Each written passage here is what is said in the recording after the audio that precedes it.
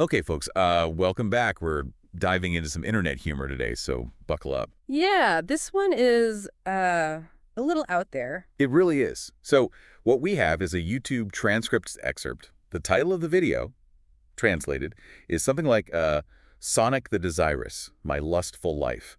The hashtag is parody, and it's from a channel called, I believe it's pronounced Comunidad C. Right, so we're already in kind of strange territory even before getting to the actual words. Oh, absolutely. And I should clarify, even with my, let's say, conversational Spanish, I can tell there's a lot going on here. So for this deep dive, we're going to try and unpack some of these, well, some of these very interesting phrases, and hopefully we can figure out what the creator might be going for here. Yeah, I mean, just skimming this thing, I have to wonder if they were just having some fun with Google Translate. Right, because some of these phrases just, they don't seem to make any sense. Okay, here's an example. It says, entre la vida, la muerte y el cansancio. Y con mi vida me mantengo ese vaso y ahora les miento. So, life, death, tiredness, holding a glass, and then lying. Yeah, it's definitely a wild ride, and I'm not even sure where to begin with that one. But I mean, maybe that's the point. The internet humor often thrives on that kind of absurdity, just throwing a bunch of random concepts together and seeing what sticks. Right. And speaking of things that stick out, this phrase pops up a couple of times. No voy a dejar de mamar.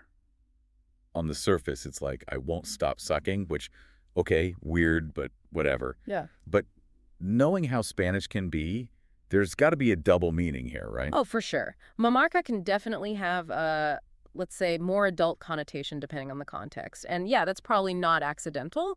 It could be a way of, adding a layer of shock value or just being deliberately provocative. Yeah, and when you think about it in the context of the title, My Lustful Life, it Mm, starts to make a little more sense, doesn't it? totally. And that kind of unexpected juxtaposition is like classic internet humor, right? Taking something innocent, like Sonic the Hedgehog, and then adding this, well, this suggestive phrase. Yeah, it's definitely playing with expectations. Okay, here's another one that kind of blew my mind. Soy muy caballero, a veces vivo. Ya veis el puchero, no voy a dejar de mamar. So we've got chivalry, then living, then a cooking pot, and bam, back to that phrase again. What do you make of that? I mean, could it be satire? It's almost like they're making fun of traditional masculinity, right? Putting this potentially vulgar phrase right next to "I'm a gentleman." It's like they're saying one thing but doing another. And that kind of subversion is often at the heart of parody, which is, what the video claims to be. Exactly. So maybe they're trying to poke fun at something, some kind of stereotype or expectation. All right, well, this next one is just, it's a doozy. Ready? Los ojos chiquitos y la cabeza torteca. Tiene el alucine, mi mente es perversa. Ya no por mi cabeza me ve selecta para ser feliz de que tengo la chaqueta.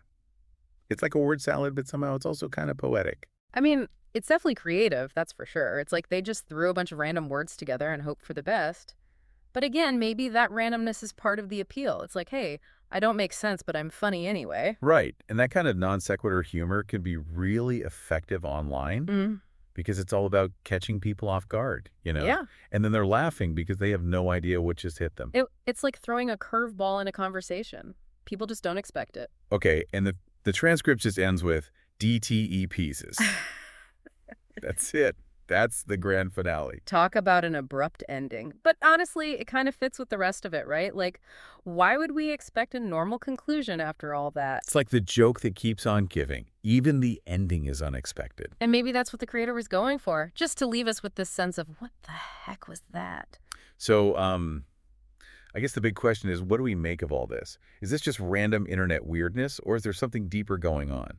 I mean, it's hard to say for sure without more context, but I think it definitely speaks to the creativity and the willingness to experiment that you see in online humor. Yeah. It's constantly pushing boundaries and trying new things. Right, and it's also a reminder that humor can be really culturally specific.